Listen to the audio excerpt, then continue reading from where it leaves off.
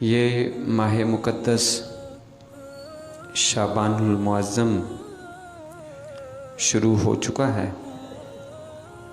اور اس ماہ مقدس کی خصوصیت یہ ہے کہ اس میں حضور نبی پاک صلی اللہ علیہ وآلہ وسلم کا معجزہ تحویل قبلہ حضور صلی اللہ علیہ وسلم کی خصوصیات میں سے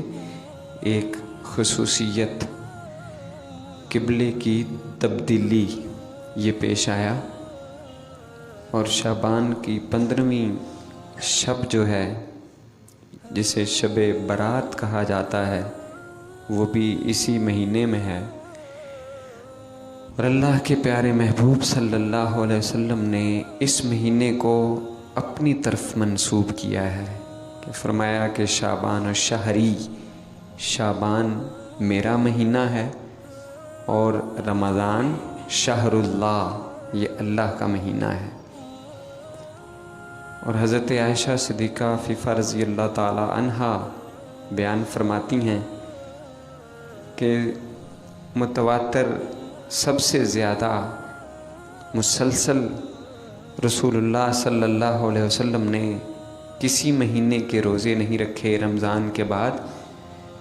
صرف رمضان کے بعد یہ جو شعبان ہے وہ ایسا مہینہ ہے کہ جس میں رسول اللہ صلی اللہ علیہ وسلم نے مسلسل اس قدر روزے رکھتے کہ صحابہ گمان کرتے کہ آپ اب افطار نہیں کریں گے، اور جب اس کے بارے میں پوچھا گیا کہ یا رسول اللہ صلی اللہ علیہ وسلم آپ اس مہینے میں اس کثرت کے ساتھ روزے کیوں رکھتے ہیں، تو آقا دو جہاں صلی اللہ علیہ وسلم نے ارشاد فرمایا کہ یہ جو شعبان کا مہینہ ہے یہ رجب اور رمضان کے درمیان آتا ہے، اکثر لوگ اس سے غافل ہو جاتے ہیں،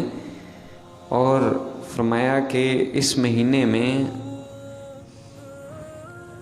مرنے والوں کے ناموں کی فہرست جو ہے وہ فرشتوں کے حوالے کر دی جاتی ہے۔